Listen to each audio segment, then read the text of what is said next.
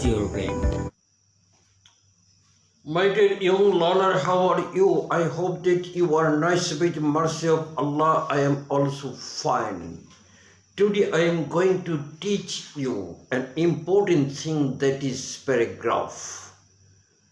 The student who cannot write a single word on a topic about a paragraph, অনেক ছাত্রছাত্রী আছে যারা একটা লাইনও লিখতে পারে না, যারা প্যারাগ্রাফ লিখতে দুর্বল, তাদের জন্য এই ভিডিওটি অত্যন্ত গুরুত্বপূর্ণ।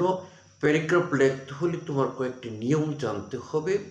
2টা বা 4টা নিয়ম জানলে তুমি অবশ্যই প্যারাগ্রাফ লিখতে পারবে। 1 নম্বর, তোমাকে প্যারাগ্রাফের সংজ্ঞা জানতে হবে। প্যারাগ্রাফ জিনিসটা কি? Paragraph is a short writing with one প্যারা। প্যারাগ্রাফে একটি মাত্র প্যারা থাকবে, একের অধিক প্যারা দিলে সেটি কম্পোজিশন হয়ে যাবে। তুমি চাইলে একটা মাত্র প্যারার মধ্যে তোমাকে লিখতে হবে। তার paragraph is a short writing with one প্যারা। আজকে কোনো স্থান সম্বন্ধে প্যারাগ্রাফ লিখতে হলে আমরা কীভাবে লিখব? কোনো স্থান সম্বন্ধে যদি আমরা প্যারাগ্রাফ লিখি তাহলে কীভাবে লিখব? কোনো স্থান সম্বন্ধে প্যারাগ্রাফ লিখলে তাহলে তুমি প্রথমে আমাকে একটা টপিক সেন্টেন্স জানতে হবে। টপিক সেন্টেন্স হলো মেইন সেন্টেন্স, যে সেন্টেন্স নামের সাথে, প্যারাগ্রাফের নামের সাথে সম্পর্কিত, that is called topic sentence. Topic sentence is the sentence which is related with the name of the paragraph. প্যারাগ্রাফের নামের সাথে যে সম্পর্কিত তাকে টপিক সেন্টেন্স। তারপরে ডেভেলপিং সেন্টেন্স আছে, ওই টপিক সেন্টেন্স কি ঘিরে আরও কিছু বাক্য লিখতে হয়, এইগুলি ডেভেলপিং সেন্টেন্স। এরপরে কনক্লুশন, এরপরে তোমার নিজস্ব মতামত প্রকাশ করতে হবে। এই কয়েকটি নিয়ম জানলে তুমি যে কোনো প্যারাগ্রাফ লিখতে পারবে। টপিক সেন্টেন্স, যদি স্থান সম্বন্ধে তুমি লেখো তাহলে প্রথম টপিক সেন্টেন্স সংজ্ঞাটা তোমাকে বলতে হবে যে it is a place, it is a place, it is a place where পরে it is a place, ইহা এমন একটি স্থান যেখানে, যেমন যদি টি স্টল আছে তাহলে it is a place where tea is prepared for the customer। তাহলে এখানে লিখতে হবে tea is prepare for the customer. ইহা এমন একটি স্থান।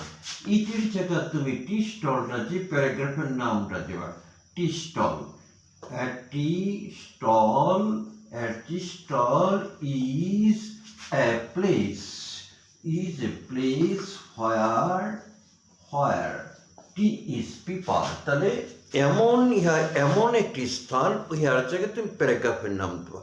এ bliss market is a place, গ্রাম্য বাজার এমন একটি স্থান। A railway station is a place, railway station এমন একটি স্থান। A bus stand is a place, bus stand এমন একটি স্থান। তারপরে তুমি ওই স্থানে কী করা হোক সেটা লিখলে তোমার টপিক সেন্টেন্স। তাহলে tea stall is a place where tea is prepare for the customer. A bliss market is a place, গ্রাম্য বাজার এমন একটি বাজার যেখানে গ্রামবাসীর আছে বেচা কেনার জন্য। The villagers where villagers come here for buying and selling. এইভাবে প্রথম টপিক সেন্টেন্সটা তোমাকে লিখতে হবে, তাহলে তুমি প্যারাগ্রাফ হও। যে কোনো স্থান সম্বন্ধে যদি প্যারাগ্রাফ লিখতে চাও, তোমার ওই স্থান সম্বন্ধে কিছু শব্দ তোমাকে আয়ত্ত করতে হবে। এই শব্দগুলি তুমি যদি লিখে বাক্য রচনা করতে পারো তাহলে একটা প্যারাগ্রাফ হয়ে যাবে। শব্দ, ওই প্যারাগ্রাফ সম্বন্ধে কিছু শব্দ বাছাই করে নিতে হবে। যেমন শব্দগুলি আছে, আমরা লিখতে পারি কমন প্লেস, তাহলে লিখবা a tea stall is a common place for the customer, বা in our country, in our society।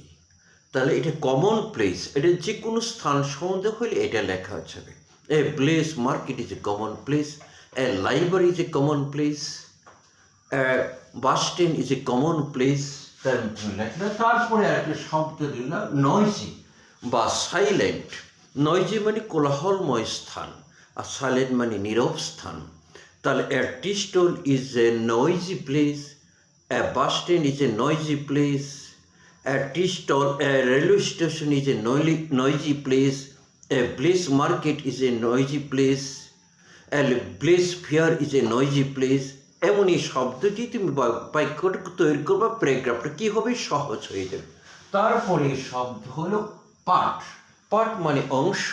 তাহলে ইহা জীবনের অংশ। It is a part of our life, আমাদের জীবনের একটি অংশ। এই তো প্যারাগ্রাফ হয়ে গেল। তারপরে তুমি লিখবা অল এজেস পিপল, সর্বস্তরের মানুষ। তাহলে এখানে এই স্থানে সর্বস্তরের মানুষ আসে। All ages people come here for their own sake, তাহাদের নিজেদের প্রয়োজনে তারা এখানে আসে। তাহলে অল ক্লাস এজেস পিপল, সর্বস্তরের মানুষ এখানে আসে। আরেকটি বাক্য তৈরি করলো সর্বস্তরের মানুষ এখানে আসে তাদের প্রয়োজন। তাহলে আরেকটি বাক্য হয়ে গেল। তারপরে মেনি থিংস, অনেক জিনিস। তাহলে এই স্থানে অনেক জিনিস আমরা দেখতে পাই বা অনেক জিনিস এখানে আসে। এটি যে একটা বাক্য। There are many things in this place, in this place, এই স্থানে আমরা অনেক কিছু আছে, অনেক কিছু দেখতে পাই বা we can see many things in the place, we can get many things. অথবা there are many things in a bus stand, in a railway station, in a tea stall. একটা বাক্য হয়ে গেল। তারপরে লিখবো ইউজফুল, এটি উপকারী। তাহলে ইট ইজ এ ইউজফুল বা this place is useful for us in many ওয়েস, অনেকভাবে উপকারী। পরে আরেকটা শব্দ নির্ভর সোর্স অফ প্লেজার, আনন্দের উৎস। এই স্থানটা হলো আনন্দের উৎস। তাহলে this place is the source of pleasure for us, আমাদের জন্য এটা আনন্দের উৎস। তারপরে তুমি আরেকটি বাক্য নেবা নিউ এক্সপিরিয়েন্স, এখানে আমাদের নতুন অভিজ্ঞতা হয়। তাহলে we acquire new experience from this place, এই স্থান থেকে আমরা নতুন অভিজ্ঞতা অর্জন করতে পারি। আর এক লাইন হয়ে গেল। তারপরে একটা শব্দ প্রপার স্টেপ, সঠিক পদক্ষেপ নিতে হবে। প্রপার স্টেপ, সঠিক পদক্ষেপ। যে উই শুড প্রপার স্টেপ বা government should proper step, we should proper step বা people should proper step to save this place, এটা নিরাপত্তার জন্য সঠিক পদক্ষেপ নিতে হবে। তারপরে তুমি শেষে লিখে ভাইটাল রোল, গুরুত্বপূর্ণ ভূমিকা। তাহলে it plays a vital role for us. এইভাবে যদি আমরা প্যারাগ্রাফ লিখি তাহলে আমাদের জন্য মুখস্থ করার কোনো প্রয়োজন নেই। আমরা সহজে যে কোনো প্যারাগ্রাফ সহজে আমরা লিখতে পারবো। মুখস্থ করলে তুমি মুখস্থ বেশিক্ষণ থাকে না এবং পরীক্ষার খাতায় লিখতে পারবে না। তাহলে বুঝে বুঝে শব্দ আগে চয়েস করে নিতে হবে, তারপরে বুঝে বুঝে প্রথমে টপিক সেন্টেন্স লিখবা, তারপর ডেভেলপিং সেন্টেন্স, তারপরে তোমার নিজস্ব মতামত। আর একটা মতো প্যারা হবে। No more today. Thanks you.